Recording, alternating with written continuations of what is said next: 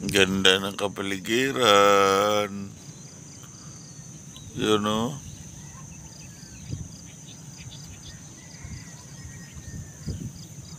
Pakaganda ng mga nasa paligid.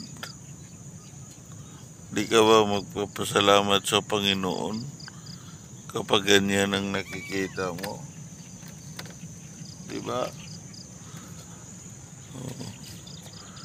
Kaya napakaganda ang ginawa ng Diyos na tanawin para sa atin.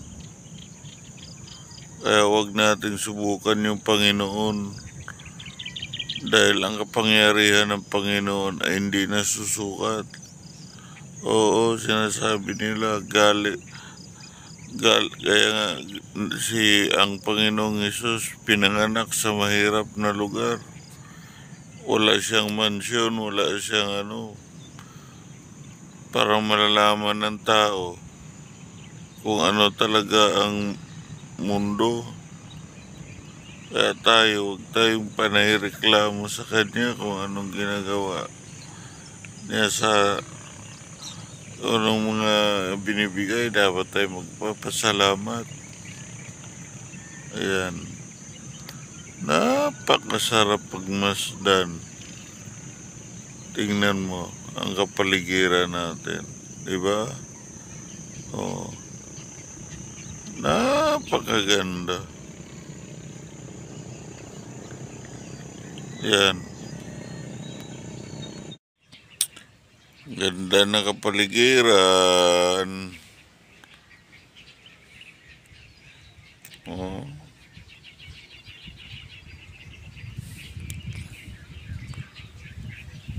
Yan, dito sa harap ng bahay ko.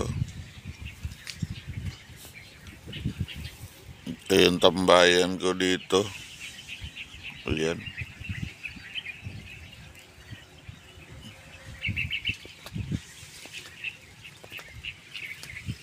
Yun lang, dito yung kapatid ko. Naglinis-linis, wala na oh.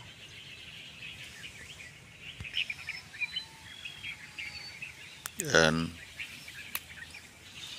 Ito yung paligid ng bahay ko dito. May manok.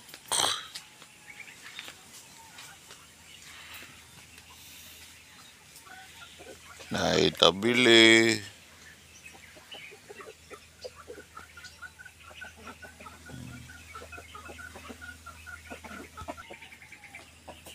Yan o. May manok na pula.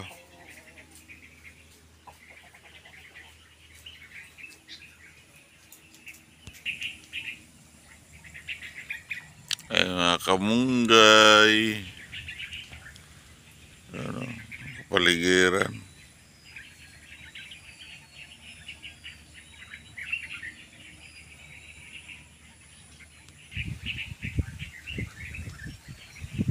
Puno ng kamatsili. Yung latay-latayan. Ay tabili. Daw tabili oh.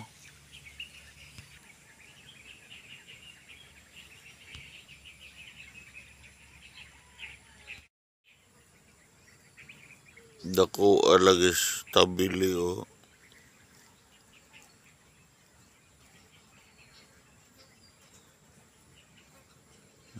Tak mo nang tabili. Mo ni tabili dari.